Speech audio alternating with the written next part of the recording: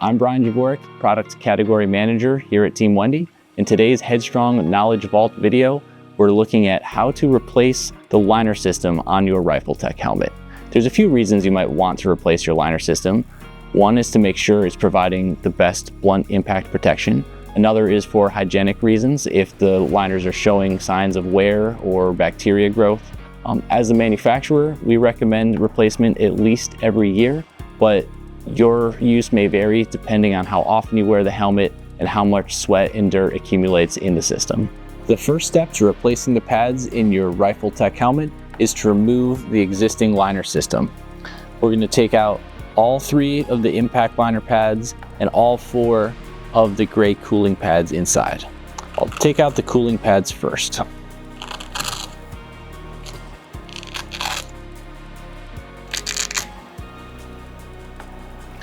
Then we'll move on to the 3 impact liner pads. You'll notice the smaller comfort pads just remain attached as the system comes out. The plastic air channels in the front pad will come out as well. They're held in place to the liner fabric.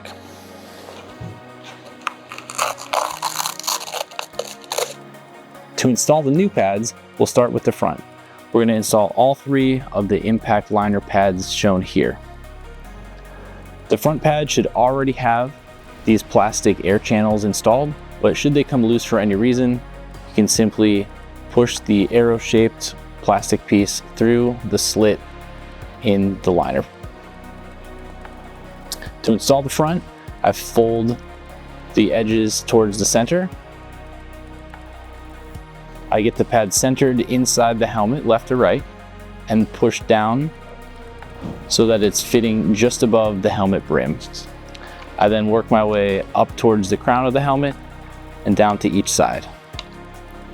The liner is going to sit on top of the clips that hold the chin strap system in place. Once the front pad is installed, we can move on to the crown pad. I'm going to place the 2 hexagon shapes so that they're fit just above the hexagon near the crown of the helmet from the front pad. Once those are securely pressed into place, I'm going to work my way down on each side. These little rectangle pads should fit up near the brim of the helmet. I'm pulling the headband strap out of the way so that it doesn't get pinched and caught behind the pad. Next, we'll install the rear pad. I'll again start in the crown of the helmet, fitting this hexagon shape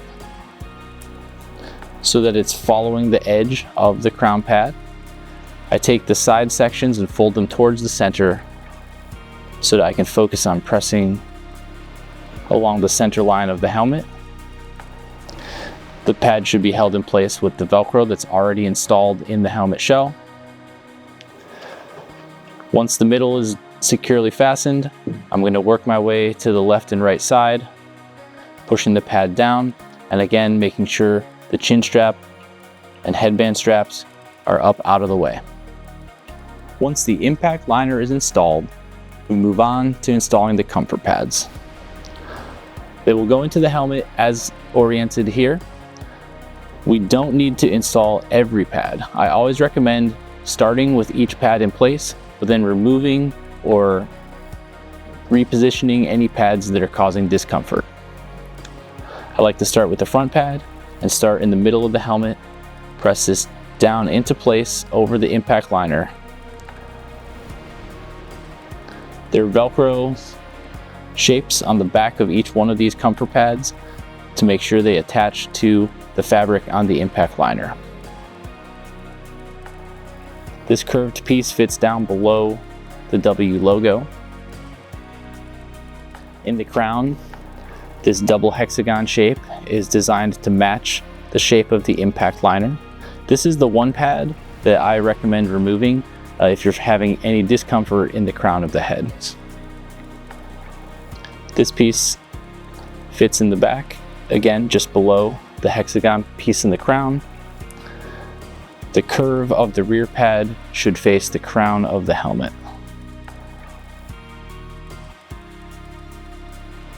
These small rectangles fit onto the side of the crown pad. Again, you may or may not need these pads in place depending on the shape of your head and what you find comfortable. Once the comfort pads are installed, we're moving on to the cooling pads. There's 4 of them. They're identical shape, and they should fit naturally into the gaps that are left behind by the impact liner. Doesn't matter how they're rotated, but you can get a sense of the hexagon shape that's left open for this pad to fit down into. These pads are great because they provide airflow. They get the fabric up off of your head so you can feel air flowing across your head while you're wearing the helmet. These cooling pads are great because they're designed to twist slightly while you're wearing them. They provide a bit of spring. You can see the spiral shaped ribs cause a bit of rotation, which provides a sense of air circulation as they slightly crush and recover during use.